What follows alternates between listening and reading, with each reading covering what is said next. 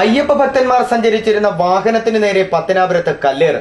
തീർത്ഥാടക വാഹനം ആക്രമിച്ചതിൽ പ്രതിഷേധിച്ച് പത്തനാപുരത്ത് വിശ്വ ഹിന്ദു പരിഷത്തിന്റെ നേതൃത്വത്തിൽ പ്രതിഷേധ മാർച്ച് നടന്നു.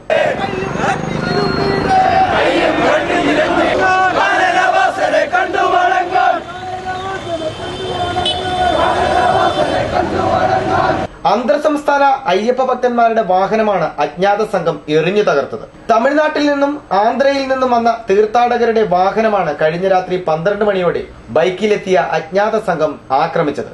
കല്ലേറിൽ 4 അയ്യപ്പ ഭക്തന്മാർക്ക് പരിക്കേറ്റു.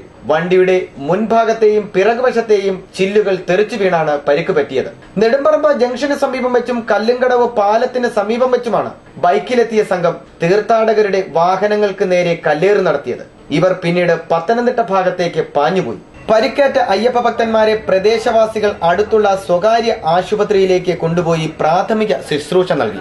പരിഭ്രാന്തരായ തീർത്ഥാടകർ പെട്ടെന്ന് തന്നെ പ്രദേശം വിടുന്നതിന് തിടുക്കം കൂട്ടി. ശബരിമല തീർത്ഥാടകരെ മർദ്ദിച്ചതിൽ പ്രതിഷേധിച്ചും തീർത്ഥാടകർക്ക് സുരക്ഷ ഉറപ്പാക്കണമെന്നും അക്രമികളെ ഉടൻ കണ്ടെത്തണമെന്നും ആവശ്യപ്പെട്ട് വിശ്വ ഹിന്ദു പരിഷത്തിന്റെ നേതൃത്വത്തിൽ പത്തനാപുരത്ത് പ്രതിഷേധ മാർച്ച് നടന്നു.